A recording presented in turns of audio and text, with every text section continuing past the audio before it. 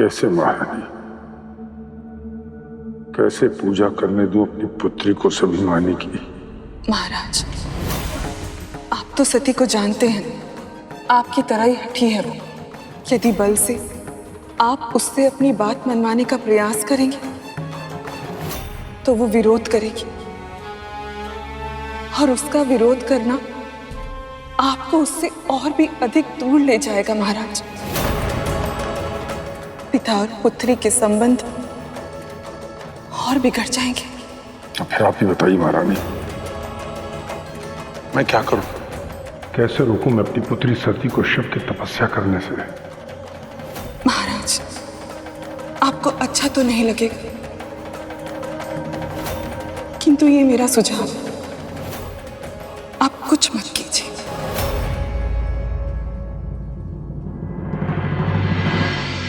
सती में शक्ति का अंश, बल का प्रयोग करके आप उससे जीत नहीं सकते,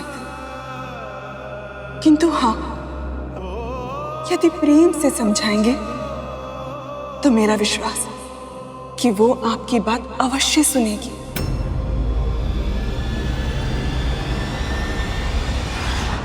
पिता की आज्ञा मानकर देवी सती ने महल में फिर से शिवलिंग स्थापित करने का हठ नहीं किया, पर वो स्वयं गुफा में चली गई और वहां तपस्या करने लगी और धीरे धीरे अपना ध्यान अपने प्रिय पर केंद्रित करने लगी और उनकी भक्ति में रमने लगी। ओम नमः शिवाय, ओम नमः शिवाय, ओम नमः शिवाय, ओम नमः शिवाय।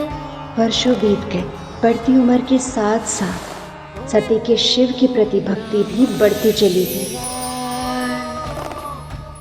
ओम नमः शिवाय, ओम नमः शिवाय। और फिर उनकी तपस्या का तेज बढ़ता चला गया। अंत में शिव को समाधि की अवस्था में अपनी शक्ति का आभास हुआ।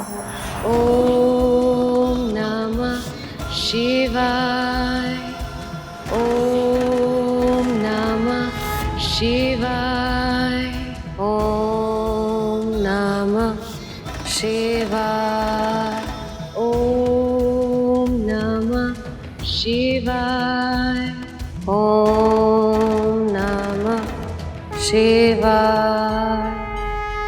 अंततः शिव देवी सती के तप से प्रसन्न हो ही गए और उनकी मन की इच्छा पूर्ण करने वो उनके समक्ष प्रकट हुए। ओम नमः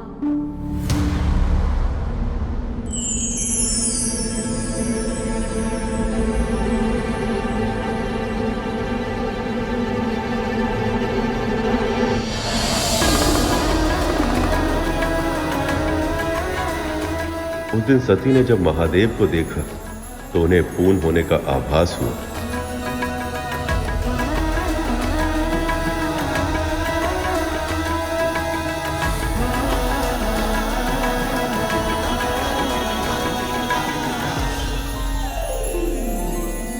शिव महादेव साकार रूप में।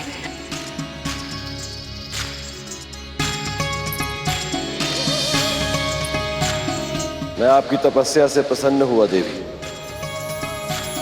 कहिए, क्या वरदान चाहिए आप?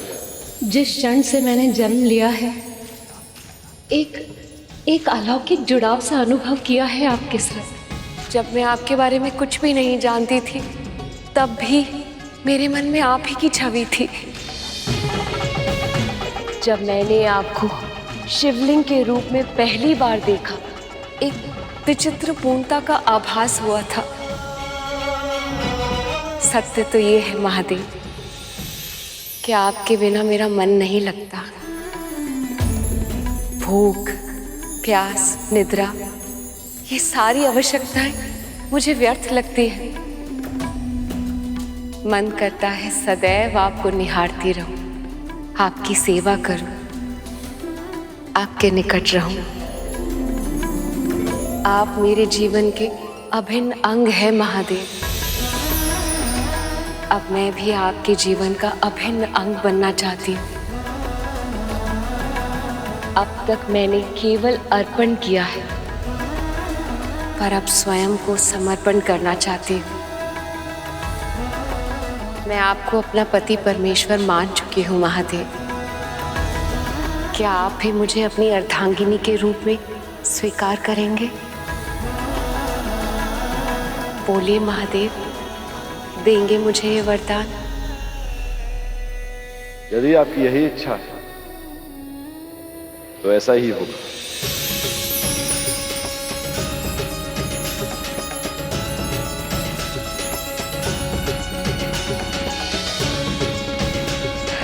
पर प्रभु, हमारे विवाह से पहले आपको मेरे पिता से अनुमति लेनी होगी।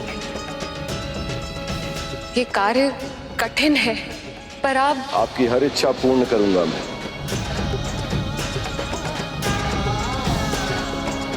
पर कैसे प्रभु?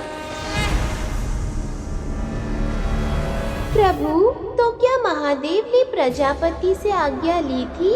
किंतु वो तो कभी भी अपनी पुत्री का विवाह महादेव से कराने के लिए नहीं माने होंगे ना? फिर उनका मिलन कैसे हुआ होगा प्रभु? नियति का लिखा तो कोई भी नहीं बदल सकता है मूषक जी। और देवी सती के नियति में महादेव से विवाह होना लिखा था, किंतु प्रजापति दक्ष उनके लिए कुछ अलग ही भविष्य निर्धारित कर रहे थे। महादेव ने कहा है तो वो अवश्य कोई ना कोई उपाय ढूंढ लेंगे।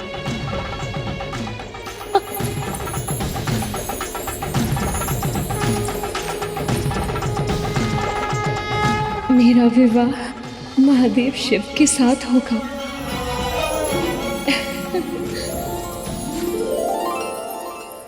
माँ, माँ, माँ, विशाखा, विशाखा, मैं बहुत प्रसन्न हूँ, बहुत। अरे हुआ क्या? पूछो मत, बस मन करता है कि प्रसन्नता की आकाश में उड़ती जाऊं, उड़ती जाऊं। माँ, माँ। अरे सती, माँ उठो। अरे क्या हुआ? अरे क्या कर रही हो ये? बहुत प्रसन्न हूँ माँ, बहुत। इतने वर्षों बाद इतनी प्रसन्नता देखी तुम्हारे मुख पर, क्या बात है? आप जानती हो पिताजी, पिताजी, आपको पता है कि आज आप हमसे सुनिए एक उत्तम समाचार।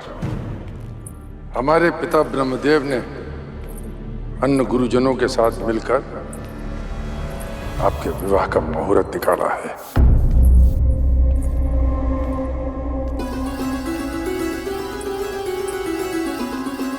आपका स्वयंवर होगा पुत्री।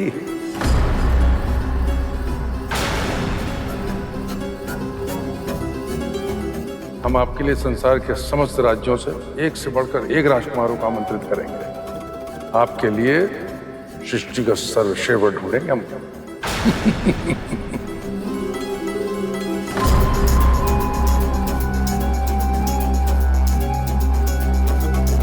कैसे कहूँ पिताजी से, कैसे बताऊं कि मैंने महादेव को अपना वर चुन लिया है। आपका विवाह साधारण रीति से नहीं होगा, स्वयंवर होगा, स्वयंवर। स्वयंवर?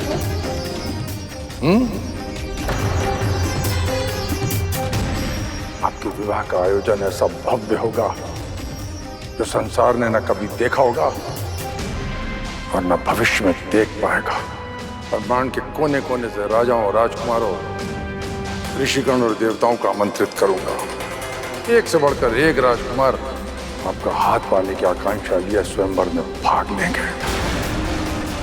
आपके हृदय को जीतने के लिए आकाश पाताल एक कर देंगे और जो आपके मन को भाएगा आप उसके गले में वरमाला पहनाइएगा। फिर हम आपका विवाह पूरे विधि विधान से करेंगे। कैसा शुभ दिन होगा, मेरा स्वप्न पूरा होगा। पिताजी, जिसे मैं वरमाला पहनाऊंगी, आप सच में मेरा विवाह उसके साथ करा देंगे?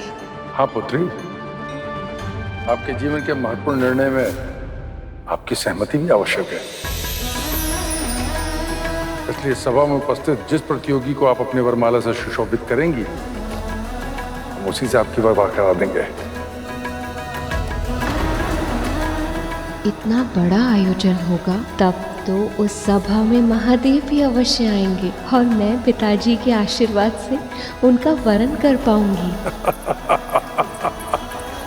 देखा महारानी, हमारी पुत्री कितनी बड़ी हो गई, अपने पिता से लज जा रही है।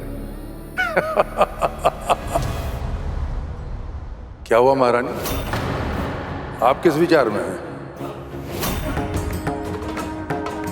महाराज, आपने सती को वचन तो दे दिया, किंतु यदि उसने शिव के गले में नहीं,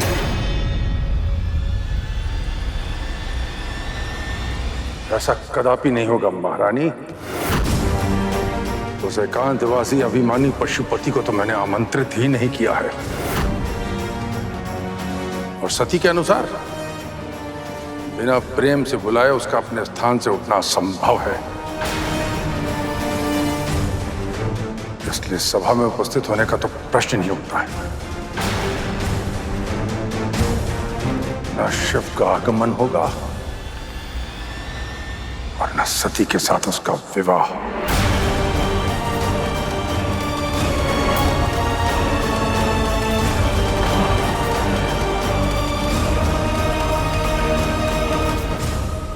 पिता और पुत्री दोनों मन ही मन प्रसन्न थे, ये सोचकर कि सब कुछ उनकी इच्छा अनुसार हो रहा है। और इसी के कारण लंबे समय तक उनके बीच जो तनाव था वो भी समाप्त हो गया।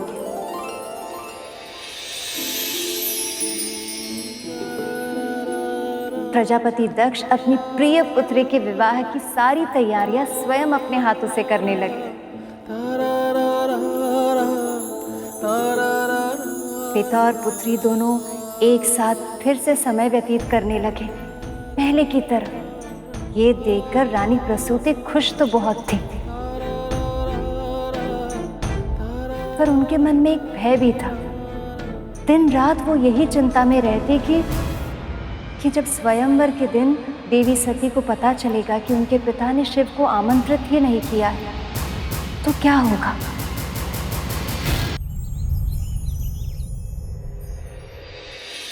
और फिर वो दिन आ गया। अब हो गई तुम तैयार।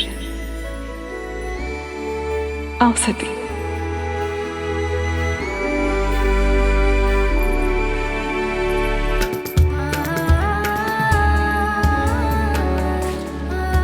ठहरो, एक छोटी सी कमी है।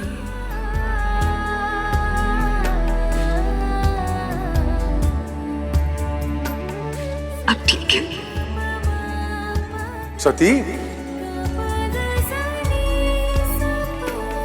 पिताजी, सब कुछ कितना विचित्र सा लग रहा है।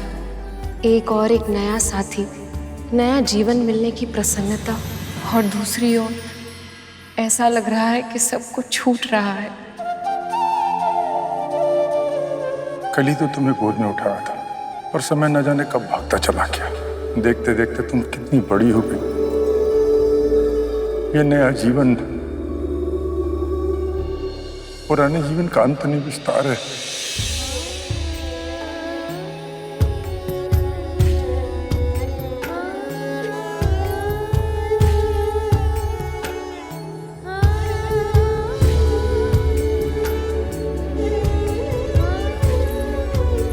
अब चलिए आप लोग,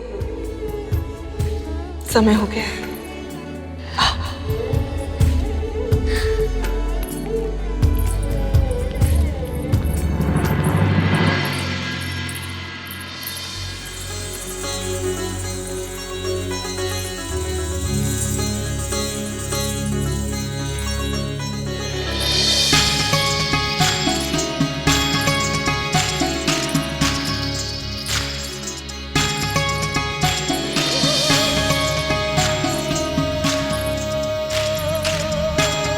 बस कुछ एक क्षण और, फिर सदा सदा के लिए अपनी शिव की हो जाऊंगी मैं।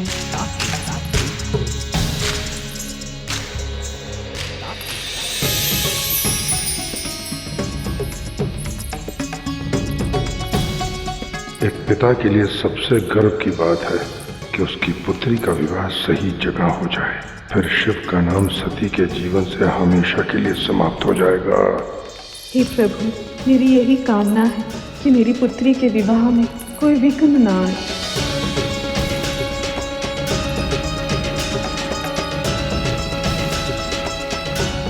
संसार की सर्वश्रेष्ठ सुंदरी है।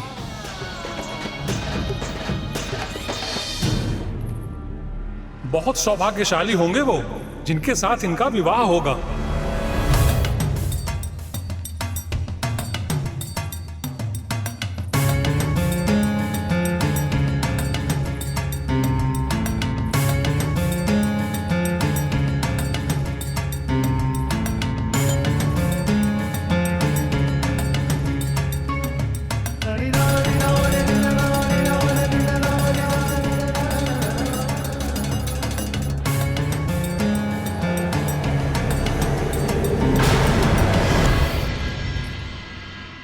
महादेव कहाँ हैं आप? इन नेत्रों को और मत तरसाइए, सामने आइए महादेव। देवी सती महादेव को ढूंढ रही है, किंतु इन्हें ये पता ही नहीं कि प्रजापति दक्ष ने महादेव को आने का निमंत्रण ही नहीं दिया।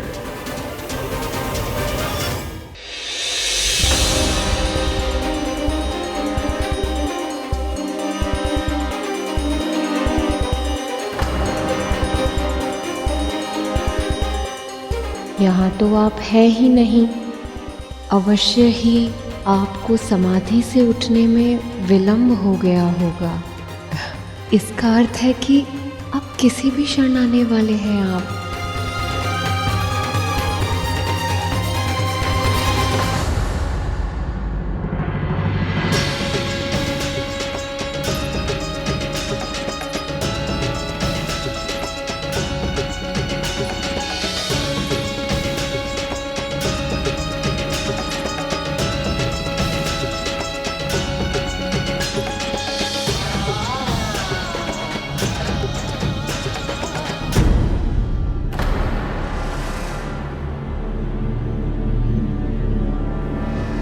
पुत्री, तुम द्वार की ओर क्या देख रही हो? मैंने जितने भी अतिथियों का आमंत्रण दिया था वे सब पधार चुके हैं। महादेव अब तक नहीं आए पिताजी।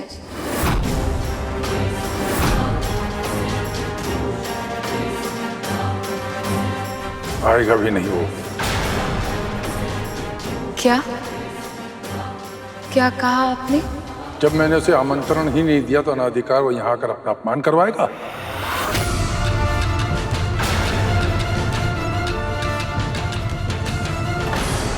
आपने महादेव को निमंत्रण ही नहीं दिया, ये कैसे कर सकते हैं आप पिताजी?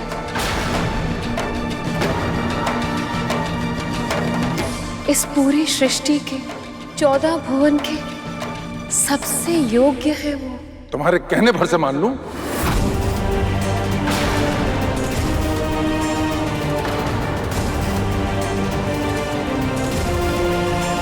जिसे किसी के गुण धर्म से कोई लेना देना नहीं, जिसे सामाजिक शिष्टाचार निभाना नहीं आता, जो केवल स्वयं में रमता है, वो योग्य नहीं, असभ्य है।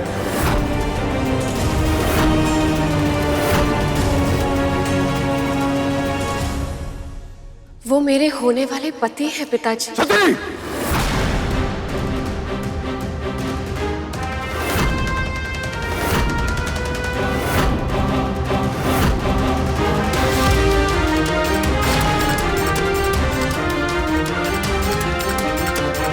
माँ सती के हृदय में महादेव विराजमान थे। उनके अलावा माता सती किसी और के बारे में सोच भी नहीं सकती थी। ये बात प्रजापति दक्ष को भी ज्ञात थी, इसलिए जानबूझकर उन्होंने महादेव को आमंत्रित नहीं किया। जो कभी वास्तविक नहीं बन सकता।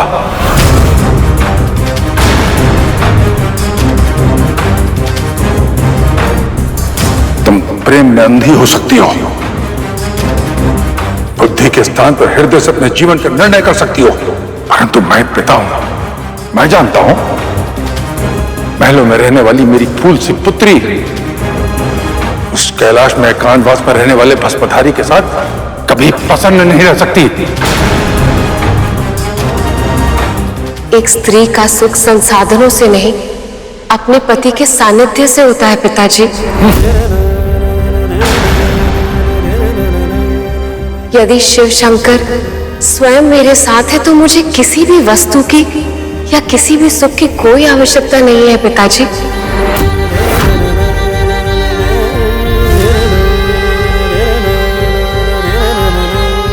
मैं अपने हृदय से उन्हें अपना पति मान चुकी हूँ और उन्होंने भी मुझे वरदान दिया है कि वो मुझसे विवाह अवश्य करेंगे।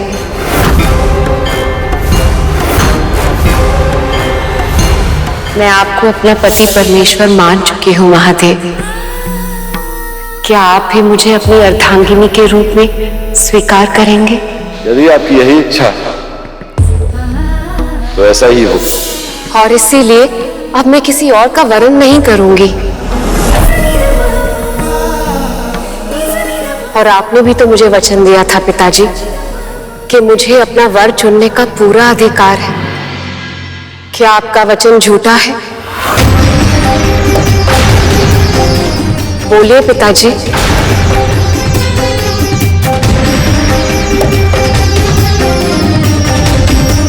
जिसे मैं वरमाला पहनाऊंगी, आप सच में मेरा विवाह उसके साथ करा देंगे? हाँ पुत्री, आपके जीवन के महत्वपूर्ण निर्णय में आपकी सहमति भी आवश्यक है। इसलिए सभा में उपस्थित जिस प्रतियोगी को आप अपने वरमाला से सुशोभित करेंगी, हम उसी से आपकी विवाह करा देंगे। तो आपने वो वचन मुझे भ्रमित करने के लिए किया था, ताकि मैं स्वयंवर में आने के लिए तैयार हो जाऊं। माँ, आप अच्छे से जानती हैं कि महादेव के लिए मेरे मन में कैसे भाव है।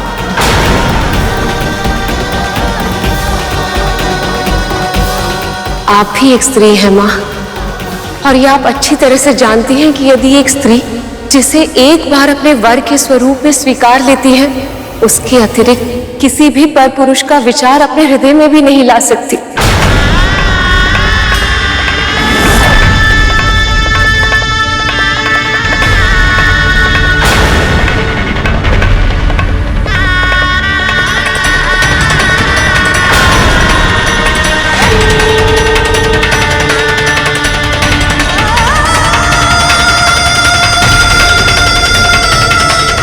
इस वरमाला पर मात्र मेरे महादेव का अधिकार है।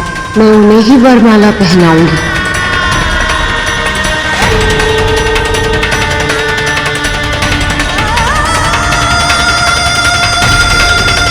उस दिन देवी सती ने सभी देवों, ऋषियों, यहाँ तक कि अपने माता पिता के समक्ष अपनी भावना को प्रकट कर शिवजी के लिए अपने महान प्रेम का उदाहरण प्रस्तुत किया था।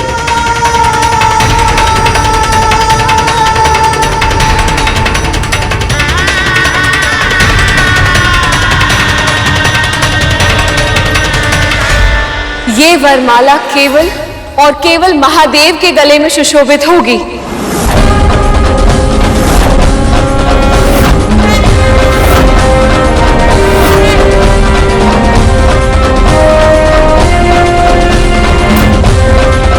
उसके लिए उसे यहां उपस्थित होना होगा। ध्यान से देखो, वो तो सभा में है ही नहीं। आप भ्रम में हैं पिताजी। महादेव यही है, मेरे साथ।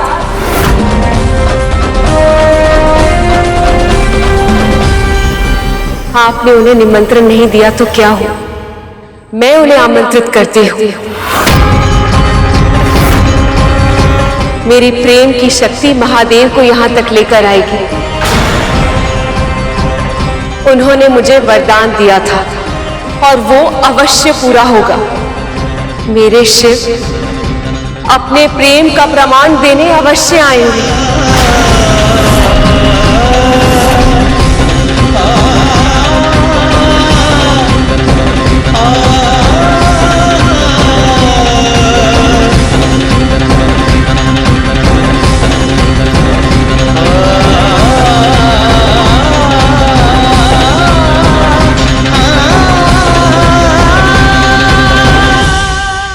सत्य कहा मामा श्री ने। उस दिन माता सती ने शिवजी के लिए स्वयंवर में प्रस्तुत सभी लोगों के विरुद्ध जाकर अपने अटूट प्रेम का उदाहरण प्रस्तुत किया था। देवी सती को अपने प्रेम पर और महादेव से मिले वरदान पर पूर्ण विश्वास था, इसीलिए प्रजापति दक्ष के छल करने के पश्चात भी उन्हें पूरा भरोसा था कि महादेव वहां अवश्य आएंगे, और महादेव ने उस विश्वास की लाज भी रखी।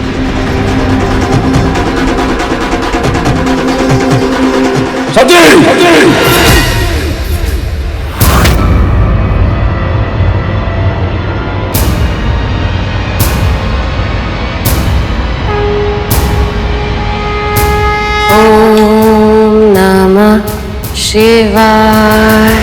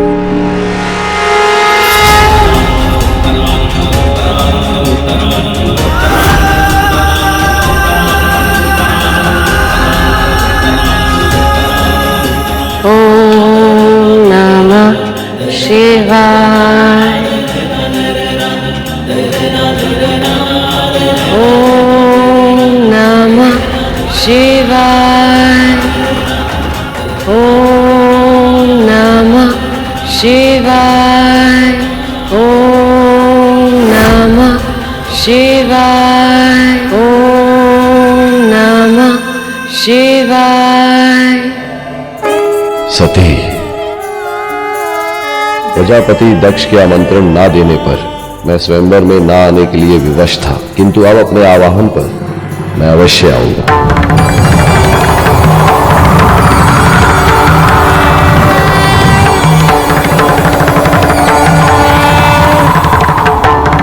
ओम नमः शिवाय।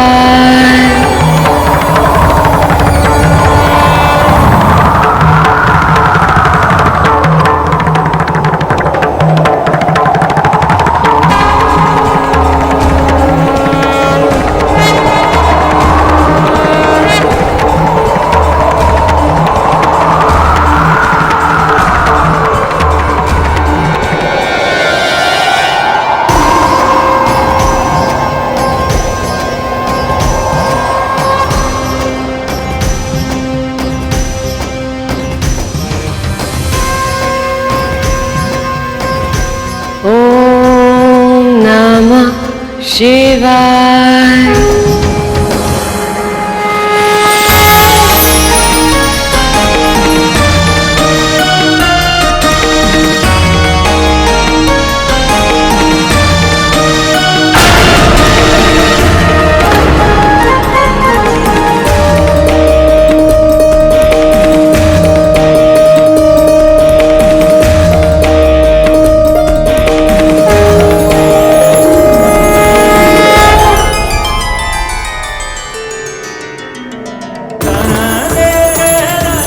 महादेव,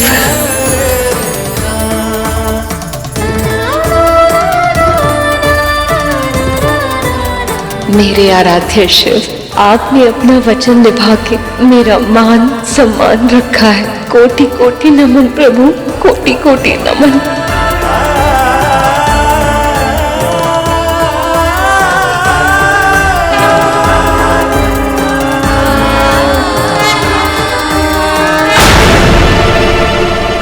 धन्यवाद महादेव, आपने मुझे अपनी पत्नी के रूप में स्वीकार किया।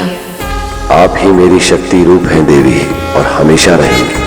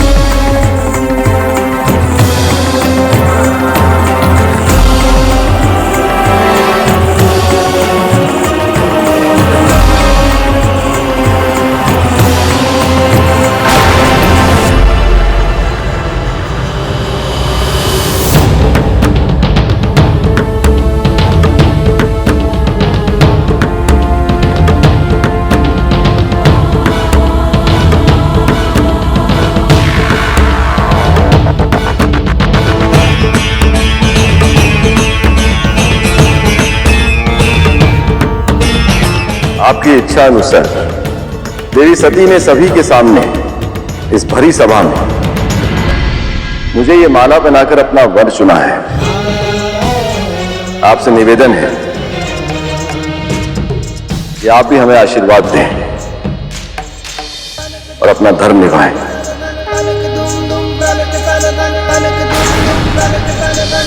सतीपति महादेव शिवशंकर की सतीपति महादेव शिवशंकर की। शिव के इस तरह अचानक प्रकट होने से प्रजापति दक्ष बिल्कुल भी प्रसन्न नहीं थे। वो तो इस विवाह को मान्यता तक नहीं देना चाहते थे। तब नारायण ने उन्हें बताया कि यदि तुमने अपने वचन का पालन नहीं किया तो पूरे कुल को दोष लगेगा। ब्रह्मदेव ने भी अपने पुत्र को समझाया, कहा कि सती का तो जन्म ही शिव को सक्रिय करने के लिए हुआ।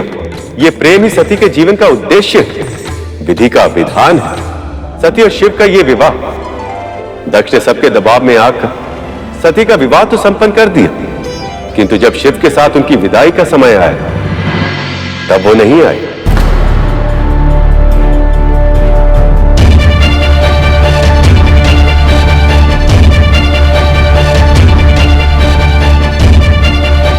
अपनी विदाई में अपने पिता को न पाकर कितना दुख हुआ होगा ना माता सती को, है ना प्रभु?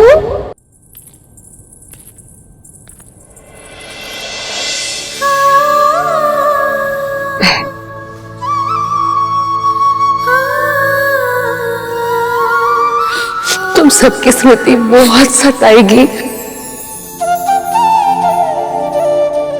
अपना ध्यान रखना और माता पिता का भी।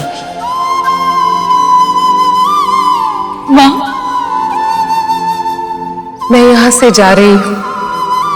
इसका अर्थ ये नहीं कि अब नाता टूट गया।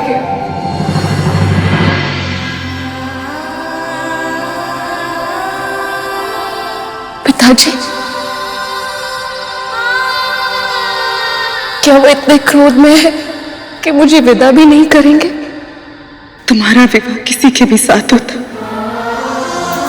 तुम्हें अपने से दूर जाता देखना उनके लिए असंभव ही होता। तो अपने पिता को जानती हो ना, अब उनकी चिंता मत करना। अपने पति और अपने घर को संभालना, अब यही तुम्हारा पहला दायित्व है। जाओ पुत्र, सदैव सुखी रहना।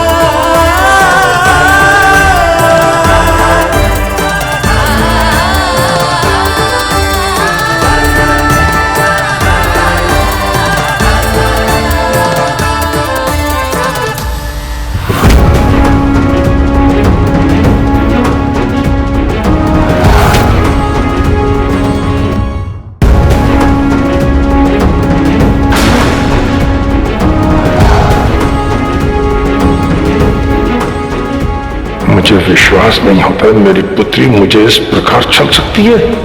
अपने पिता के विरुद्ध जाकर उस असभ्य अघोरी से विवाह कर सकती है।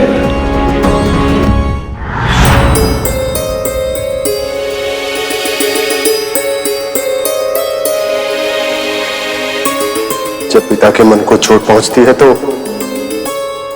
बहुत कठोर वचन भी निकल जाते हैं क्रोध। परंतु सबसे अधिक दुख भी तो पिता को ही होता है ना।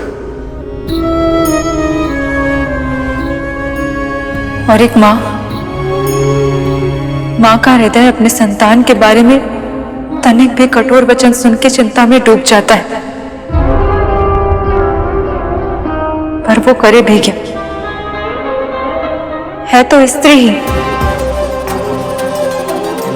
पतिदेव के निर्णय के आगे विवश हो जाती है।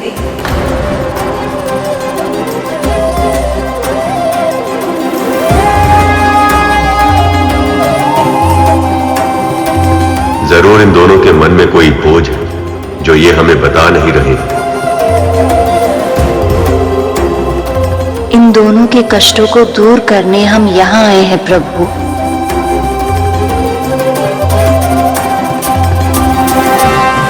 फिर क्या हुआ माँ?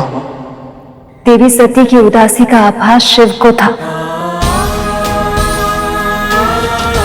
और वो अपनी ओर से हर संभव प्रयास करने लगे। देवी सती अपने इस नए जीवन में मन लगा सके।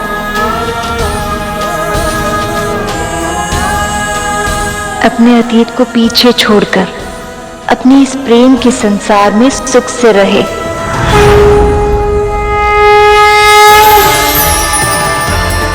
सती, कैलाश में अर्थात अपने नए निवास स्थान में आपका स्वागत है।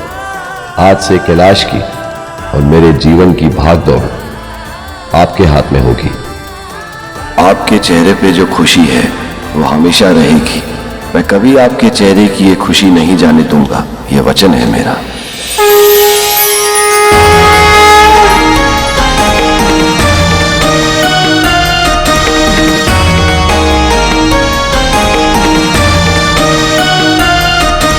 शिव और सती का विवाह तो संपन्न हुआ, किंतु उस विवाह में कोई ना कोई संकट तो आता ही है जिसमें अपने माता पिता की सहमति ना हो।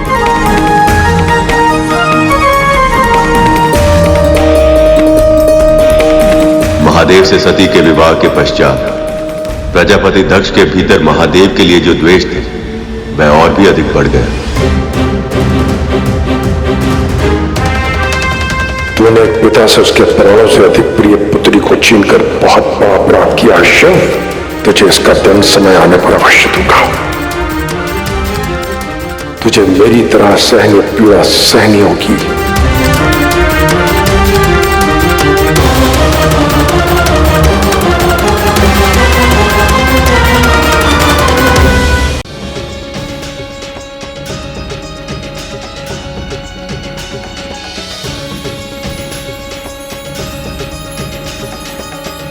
आपके कैलाश में आपका स्वागत है देवी। आज का दिन आपके लिए अत्यंत व्यस्त रहा होगा ना? अब आप सुख से विश्राम कीजिए।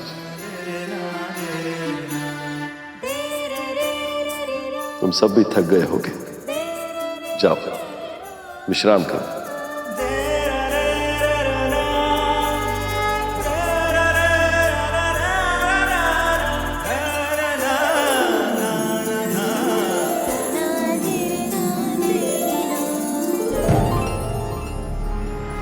अभी अभी तो विवाह हुआ है, भोलेनाथ अभी से ध्यान में बैठ गए।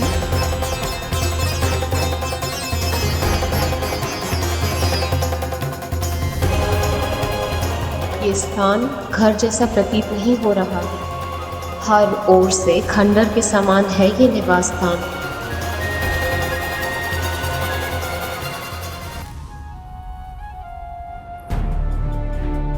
अब क्या करूं? कुछ समझ नहीं आ रहा।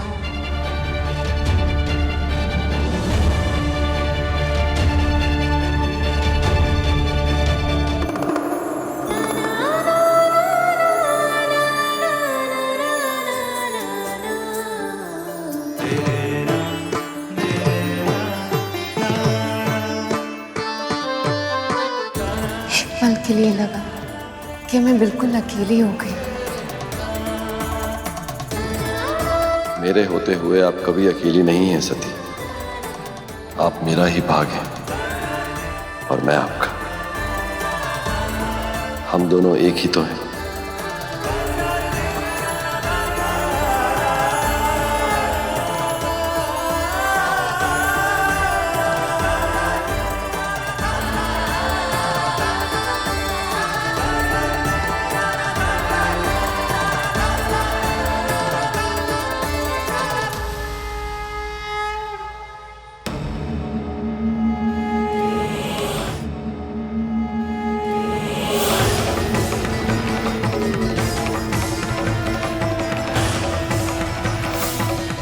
तुमने मेरी सबसे प्यारी पुत्री को मुझसे छीना है।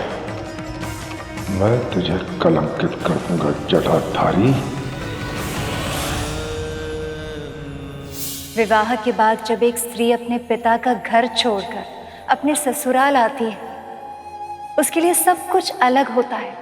उस घर में कहाँ क्या रखा है से लेकर उस घर के सदस्य, उनका स्वभाव, उनकी रुचि अरुचि, ये सब कुछ एक पहेली बनकर रह जाती है और वो उस सब में खो जाती है। देवी सती के साथ भी ऐसा ही हुआ, पर शिव कभी उन्हें पिता बनकर समझाते, कभी माँ की तरह लाड करते, तो कभी सखी की तरह संसार भर की बातें करते। जीवन के हर आयाम में वो एक दूसरे के सच्चे साथी बन गए थे और उनके साथ न केवल कैलाश बल्कि पूरे संसार में एक प्रसन्नता सी छा गई थी। हर स्त्री के भांति देवी सती का एक नेत्र अपने पति का घर संभालता था और दूसरा नेत्र अपनी मायके की ओर ताकता रहता। इधर विवाह के बाद मायके से उनसे मिलना आना तो दूर, किसी का कोई संदेश तक नहीं आया था। देवी सती का मन कहीं ना कहीं आशंकित था कि वहां क्या हो रहा है, सब कुछ ठीक तो है। और फिर एक दिन इतने सारे वाहन कहाँ जा रहे?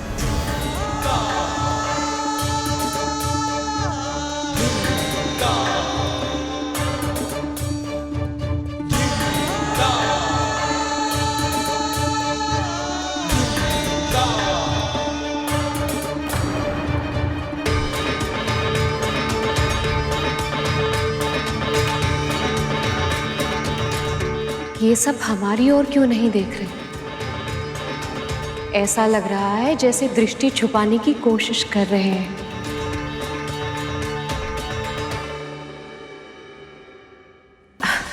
नहीं नहीं, ये तो भ्रम होगा मेरा।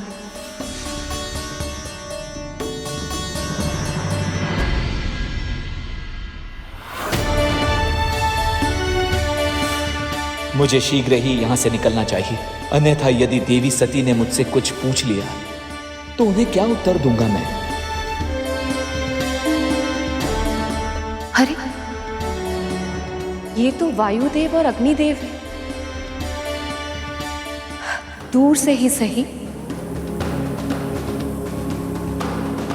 एक बार महादेव का अभिवादन भी नहीं किया।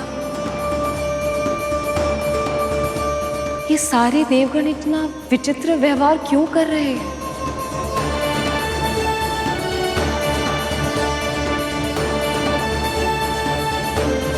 ये मार्ग तो मेरी मायके की ओर जाता है। क्या ये सब वहीं जा रहे हैं? पर क्यों?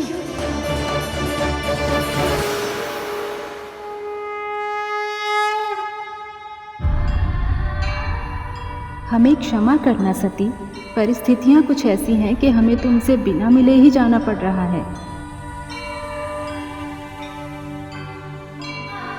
सखी लक्ष्मी, विष्णु,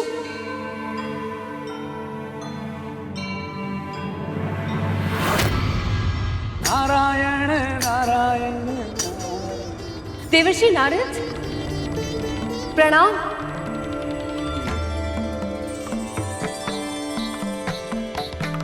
नारायण नारायण। प्रणाम देवी। आप सब इतनी शीघ्रता से कहाँ जा रहे हैं? प्रजापति दक्ष के यज्ञ में देवी।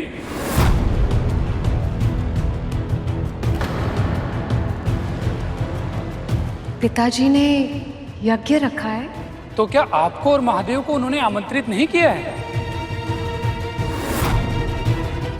नारायण नारायण। अपनी पुत्री और दामाद को ही भूल गए पिताजी।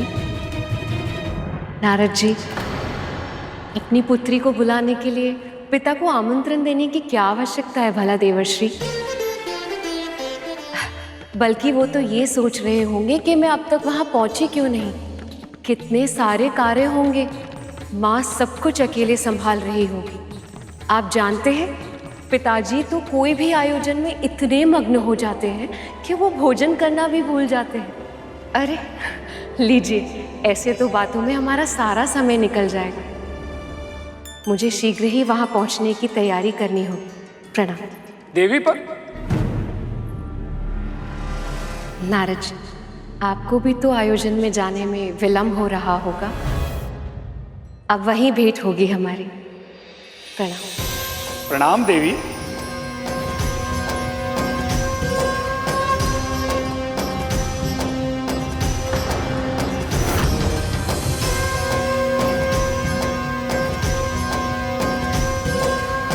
नारायण नारायण।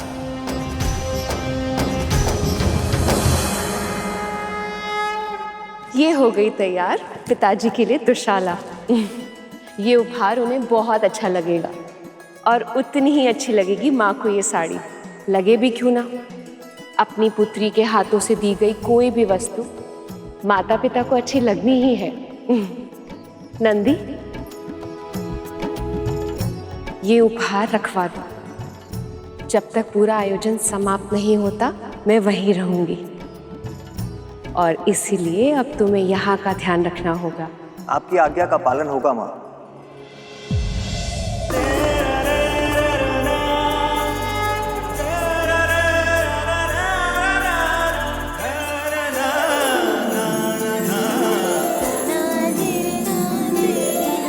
माँ, प्रभु को समाधि से उठाना क्या उचित होगा?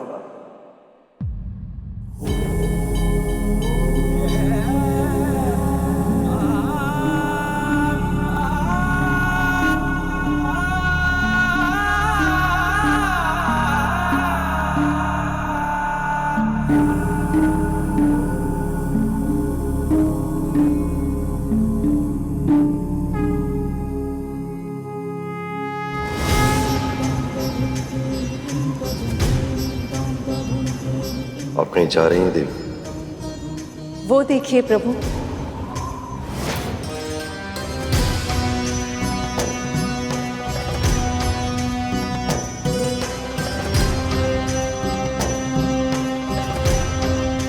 सभी देवी देवता वहां जा रहे हैं। मेरे पिताजी ने बहुत बड़े यज्ञ का आयोजन किया है। अब आप भी उठिए, नहीं तो हम दोनों सबसे अंत में पहुंचेंगे। नियंत्रण आने की प्रतीक्षा तो देव आदि देव महादेव भी आमंत्रण निमंत्रण की औपचारिकता में फंसते होंगे, इसकी कल्पना नहीं की थी मैं। वो मेरा ही घर है स्वामी, आप मेरे पति, उस घर के दामाद हैं। हमें निमंत्रण की क्या आवश्यकता है भला? नियमों का महत्व यदि हम नहीं समझेंगे तो और कौन समझेगा देवी? नियम अनुसार बिना बुलाए कहीं जाना नहीं चाहिए। बुलाने की प्रतीक्षा करनी पड़े तो इसमें अपमान कैसा प्रभु? जानते हैं, बाल्य अवस्था में जब मैं अचानक से कोई कार्य कर देती थी तो पिताजी बहुत प्रसन्न होते थे। ठीक वैसे ही आज भी हम दोनों को वहां अचानक देखकर पिताजी के मुख पर फिर से प्रसन्नता छा जाएगी। पहले आप उनकी पुत्री हुआ करती थी, आज आप मेरी पत्नी हैं। पर दोनों मैं ही तो हूं। हमारा विवाह हो गया, केवल इसलिए दो भागों में बढ़ जाना ही स्त्री की नियति है।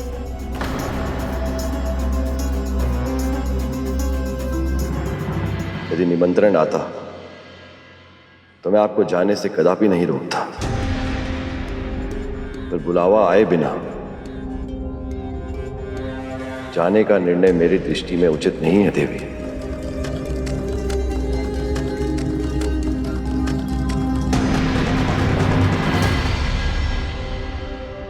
आइए प्रभु, पधारिए।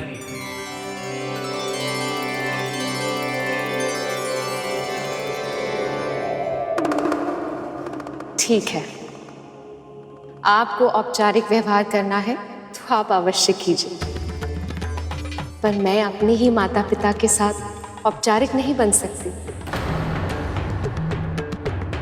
वैसे भी महादेव, आप तो सदैव स्थिर रहते हैं, भ्रमण करने के लिए भी आपको कितनी मुनहार करनी पड़ती है, इसीलिए मैं आपके साथ जाने के लिए हठ नहीं करूंगी। आप मुझे भी मत रोकिए।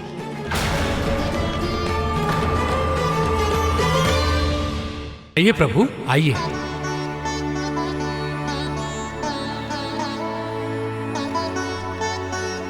नारायण नारायण।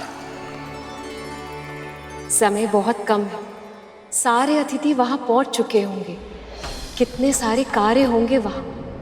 कितना बुरा लगेगा सबको कि इतने बड़े अवसर पर उनकी सबसे बड़ी पुत्री ही वहां नहीं आई। आपका ऐसे वहां जाना मुझे ठीक प्रतीत नहीं हो रहा देवी।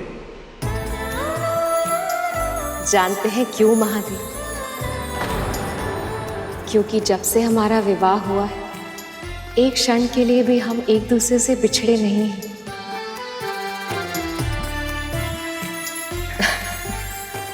पर मैं सदा के लिए थोड़ी ना जा रही हूँ मेरे भोले बाबा। यज्ञ समाप्त होते ही वापस लौट आऊंगी। आप समझ नहीं रही हैं देवी, निमंत्रण के बिना कहीं जाना अनिष्ट होता है।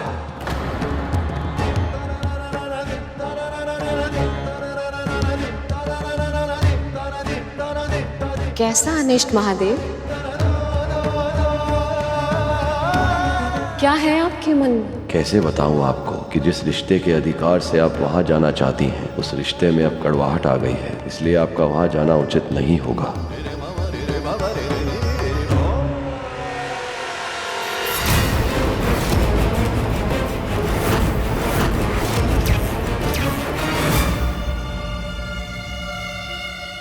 भावनाओं को शब्दों में बांधना कठिन होता है।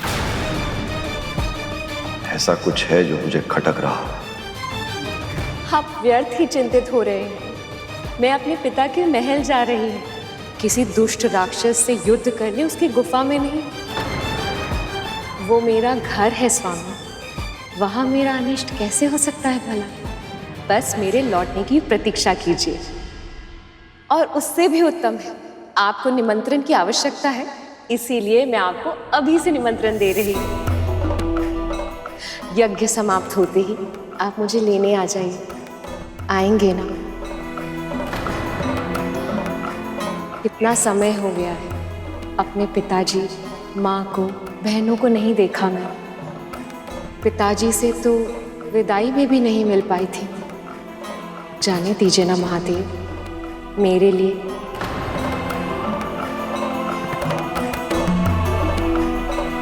अपनी सती की प्रसन्नता के लिए मान जाइए।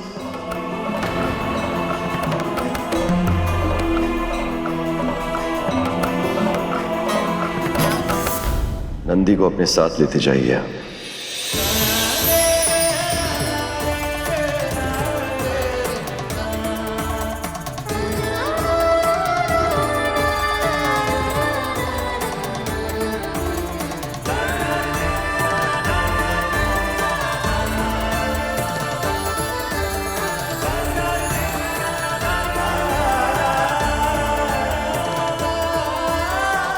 जाने किस अशुभता के विचार से मेरा मन विचलित हो रहा।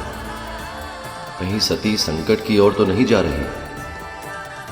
आशा करता हूं कि आपसे शीघ्र ही पुनः भेंट होगी।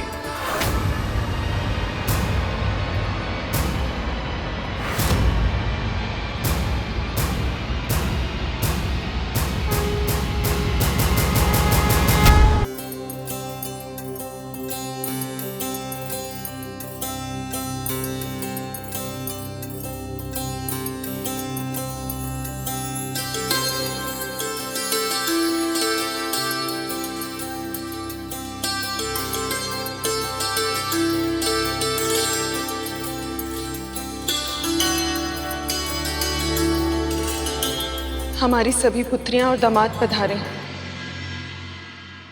आपको सती और शिव को भी आमंत्रित करना चाहिए था। संसार तो अपने दामाद का सत्कार भगवान के समान करता है, और एक आप हैं कि अपरिचितों की चर्चा करके आप मेरा और अपना समय व्यर्थ न करें महाराज। किस सती की बात कर रही हैं आप? इस नाम की तो हमारी कोई पुत्री नहीं है।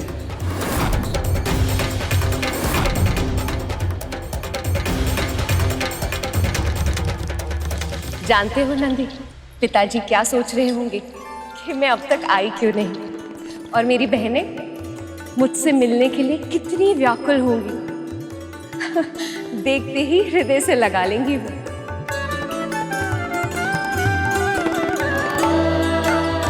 और माँ के लिए अपनी मन की भावनाओं को शब्दों में व्यक्त करना बहुत कठिन होता है, पर आंखें सब कह देती हैं।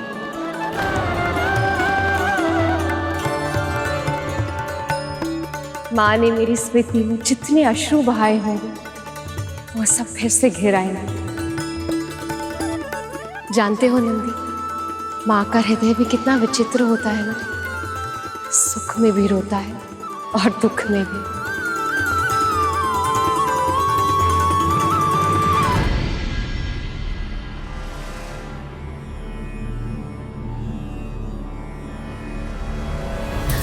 लगता है यज्ञ आरंभ होने वाला है। चलो नंदी। माँ मैं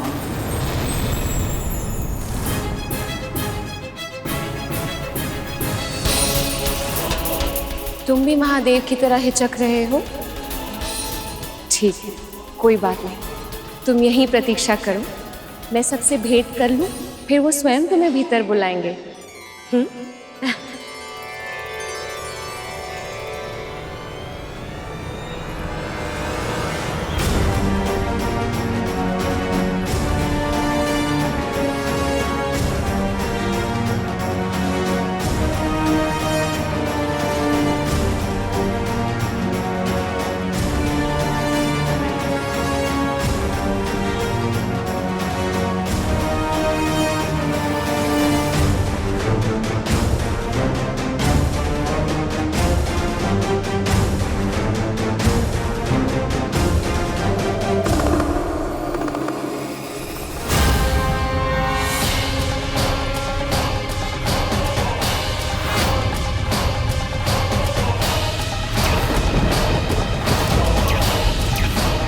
यदि मैंने जो देखा वो नियति है तो संसार का अंत भी आने वाला अवश्य होगा।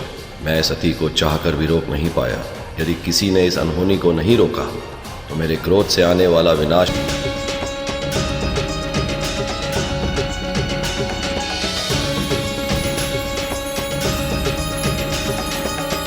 आपके कैलाश में आपका स्वागत है देवी।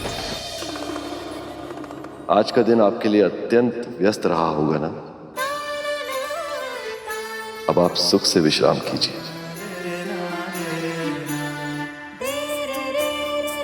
तुम सब भी थक गए होगे, जाओ विश्राम करो।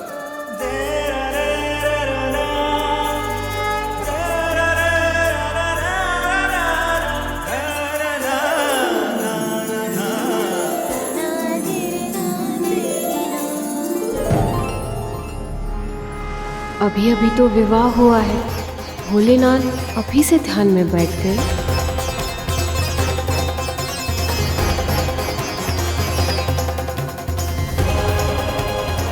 ये स्थान घर जैसा प्रतीत नहीं हो रहा।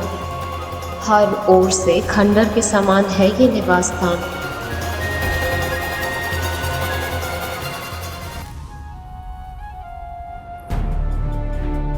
अब क्या करूं?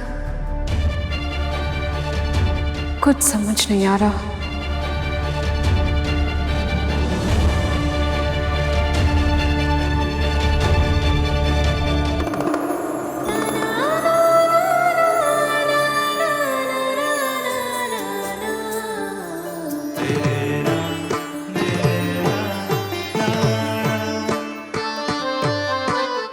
एक पल के लिए लगा कि मैं बिल्कुल अकेली हो गई। मेरे होते हुए आप कभी अकेली नहीं हैं सती। आप मेरा ही भाग हैं और मैं आपका। हम दोनों एक ही तो हैं।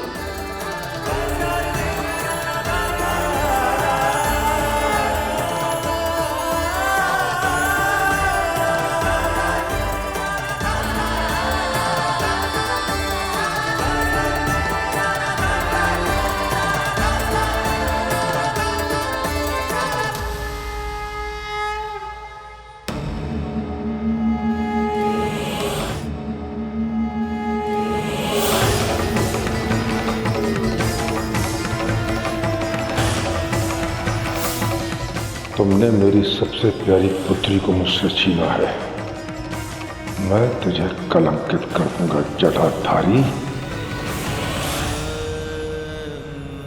विवाह के बाद जब एक स्त्री अपने पिता का घर छोड़कर अपने ससुराल आती है, उसके लिए सब कुछ अलग होता है। उस घर में कहाँ क्या रखा है से लेकर उस घर के सदस्य, उनका स्वभाव, उनकी रुचि अरुचि, ये सब कुछ एक पहेली बनकर रह जाती है और वो उस सब में खो जाती है। देवी सती के साथ भी ऐसा ही हुआ, पर शिव कभी उन्हें पिता बनकर समझाते, कभी माँ की तरह लाड करते, तो कभी सखी की तरह संसार भर की बातें करते। जीवन के हर आयाम में वो एक दूसरे के सच्चे साथी बन गए थे और उनके साथ न केवल कैलाश बल्कि पूरे संसार में एक प्रसन्नता सी छा गई थी। हर स्त्री के भांति देवी सती का एक नेत्र अपने पति का घर संभालता था और दूसरा नेत्र अपनी मायके की ओर ताकता रहता। इधर विवाह की बात, मायके से उनसे मिलना आना तो दूर, किसी का कोई संदेश तक नहीं आया था। देवी सती का मन कहीं ना कहीं आशंकित था कि वहां क्या हो रहा है, सब कुछ ठीक तो है। और फिर एक दिन इतने सारे वाहन कहाँ जा रहे?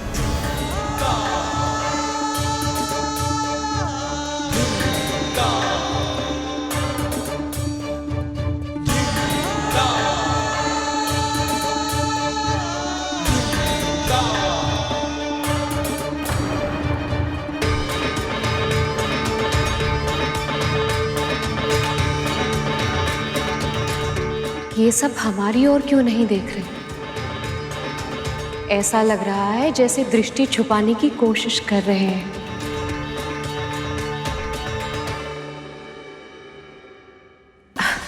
नहीं नहीं, ये तो भ्रम होगा मेरा।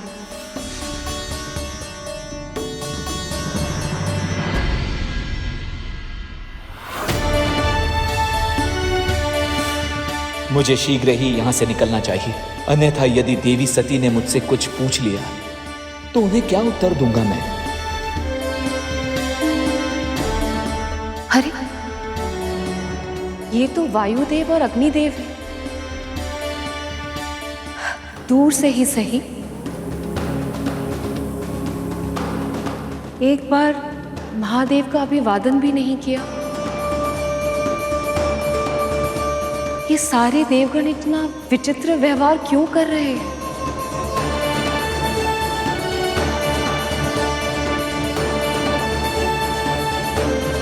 ये मार्ग तो मेरी मायके की ओर जाता है। क्या ये सब वहीं जा रहे हैं? पर क्यों?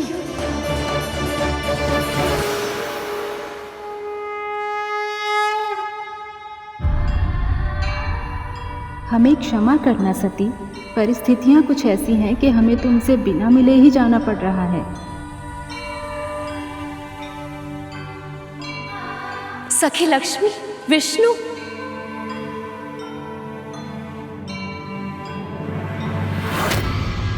नारायण नारायण। देवर्षि नारद, प्रणाम।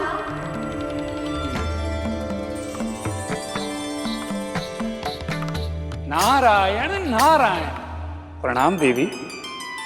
आप सब इतनी शीघ्रता से कहाँ जा रहे हैं? प्रजापति दक्ष के यज्ञ में देवी।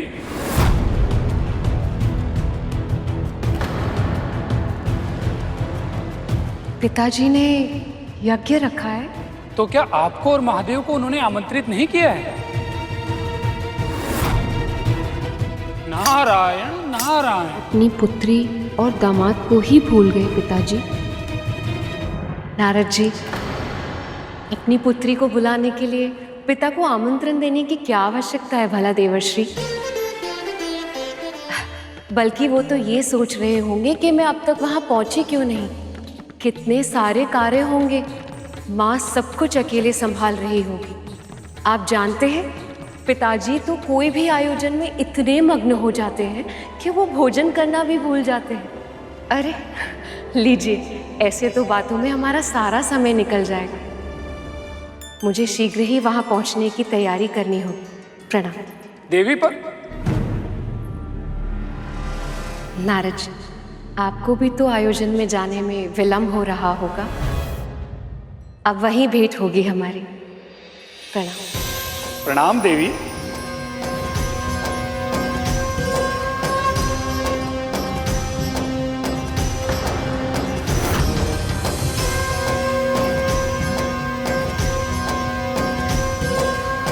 नारायण नारायण।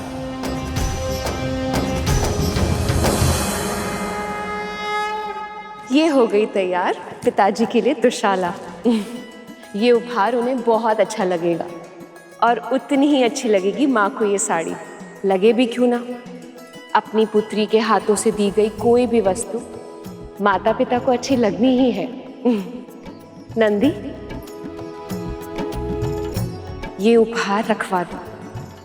जब तक पूरा आयोजन समाप्त नहीं होता मैं वहीं रहूंगी, और इसीलिए अब तुम्हें यहाँ का ध्यान रखना होगा। आपकी आज्ञा का पालन होगा माँ।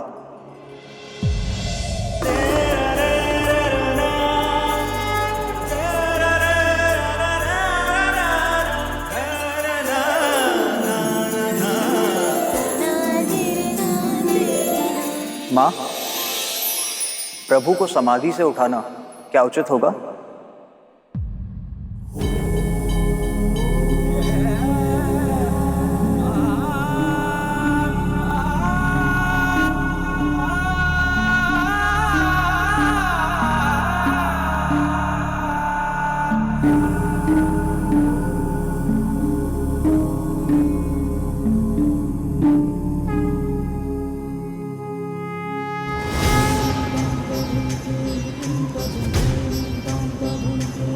आप कहीं जा रही हैं देवी? वो देखिए प्रभु।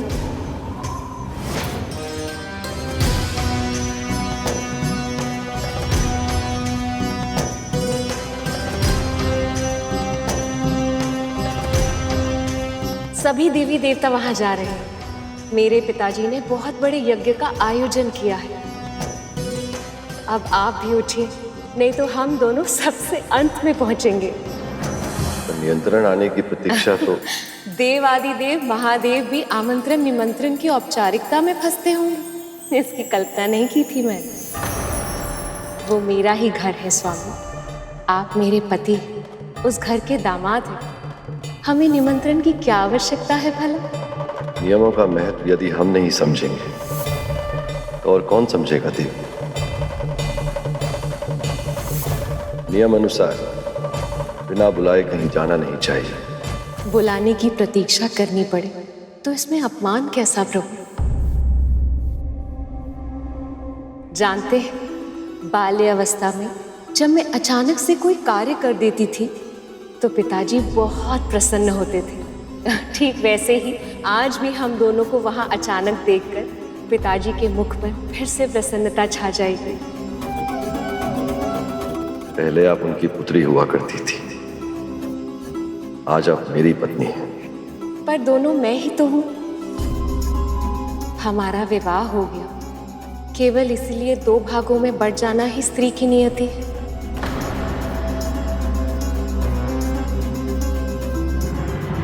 यदि निमंत्रण आता तो मैं आपको जाने से कदापि नहीं रोकता,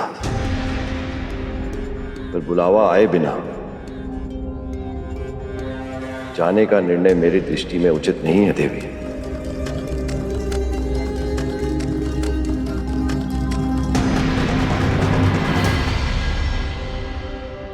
आइए प्रभु, पधारिए।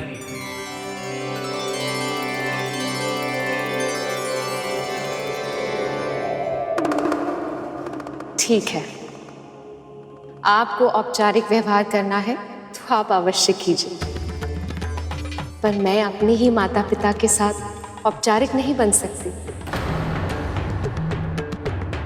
वैसे भी महादेव, आप तो सदैव स्थिर रहते हैं। भ्रमण करने के लिए भी आपको कितनी मुनहार करनी पड़ती है, इसीलिए मैं आपके साथ जाने के लिए हठ नहीं करूंगी।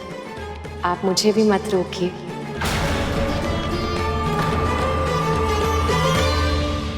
आइए प्रभु, आइए।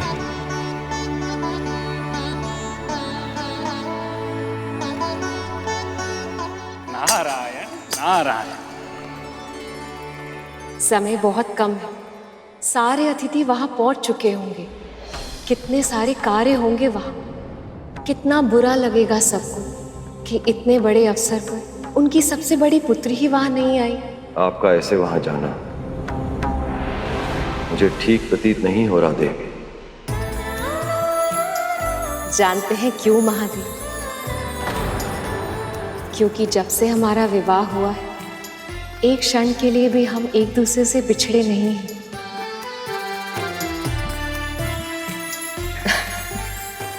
पर मैं सदा के लिए थोड़ी ना जा रही हूँ मेरे भोले बाबा। यज्ञ समाप्त होते ही वापस लौट आऊंगी। आप समझ नहीं रही हैं देवी,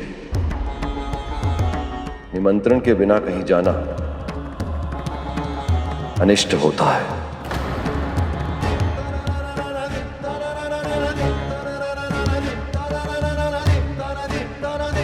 कैसा अनिष्ट महादेव? क्या है आपके मन में? कैसे बताऊं आपको कि जिस रिश्ते के अधिकार से आप वहां जाना चाहती हैं, उस रिश्ते में अब कड़वाहट आ गई है, इसलिए आपका वहां जाना उचित नहीं होगा।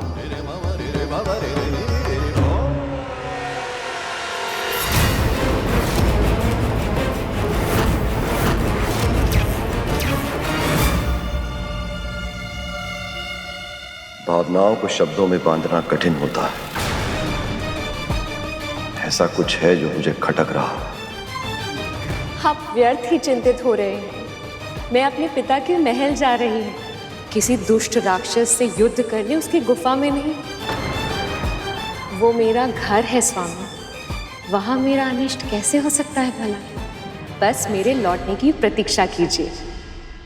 और उससे भी उत्तम है, आपको निमंत्रण की आवश्यकता है, इसीलिए मैं आपको अभी से निमंत्रण दे रही हूँ। यज्ञ समाप्त होते ही आप मुझे लेने आ जाइए। आएंगे ना? कितना समय हो गया है, अपने पिताजी, माँ को, बहनों को नहीं देखा मैं। पिताजी से तो विदाई में भी नहीं मिल पाई थी। जाने दीजिए ना महादेव, मेरे लिए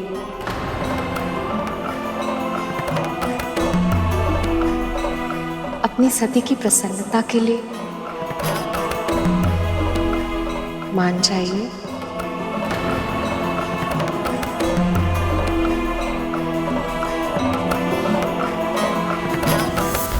नंदी को अपने साथ लेते जाइए।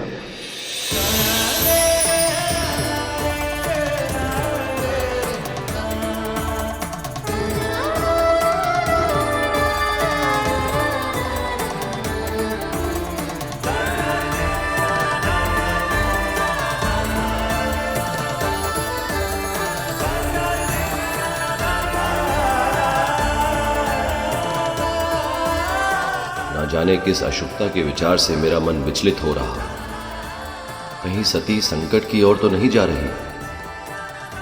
आशा करता हूं कि आपसे शीघ्र ही पुनः भेंट होगी।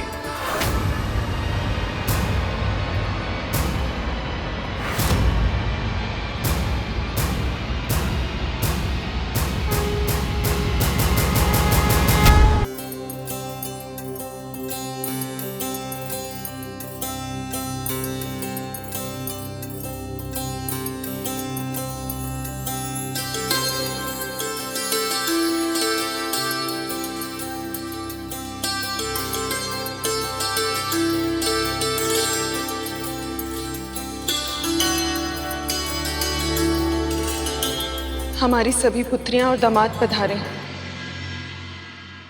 आपको सती और शिव को भी आमंत्रित करना चाहिए था। संसार तो अपने दामाद का सत्कार भगवान के समान करता है, और एक आप हैं कि अपरिचितों की चर्चा करके आप मेरा और अपना समय व्यर्थ न करें नारायण। किस सती की बात कर रही हैं आप? इस नाम की तो हमारी कोई पुत्री नहीं है।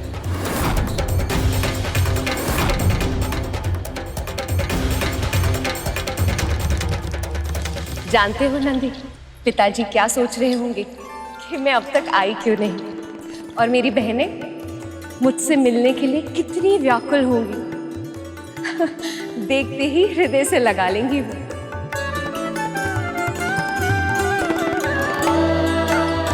और माँ के लिए अपनी मन की भावनाओं को शब्दों में व्यक्त करना बहुत कठिन होता है, पर आंखें सब कह देती हैं।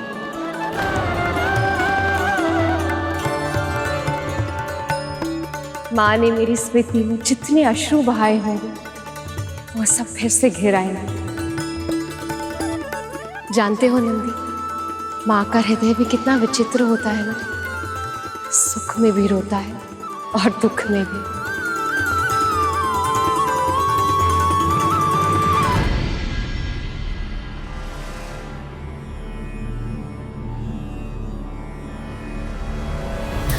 लगता है यज्ञ आरंभ होने वाला है। चलो नंदी। माँ मैं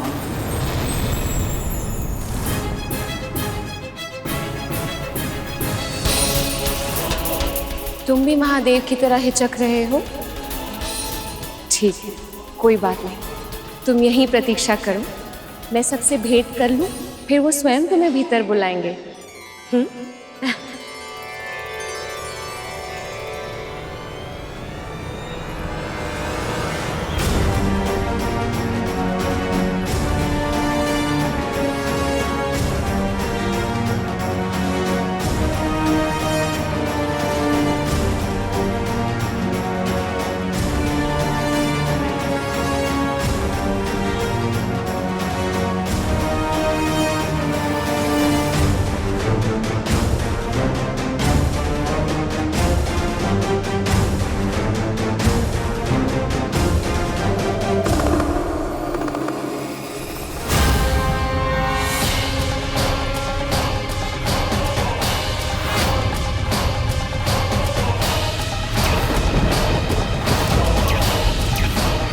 यदि मैंने जो देखा वो नियति है तो संसार का अंत भी आने वाला अवश्य होगा। मैं सती को चाहकर भी रोक नहीं पाया। यदि किसी ने इस अनहोनी को नहीं रोका तो मेरे क्रोध से आने वाला विनाश को भी कोई नहीं रोक पाएगा।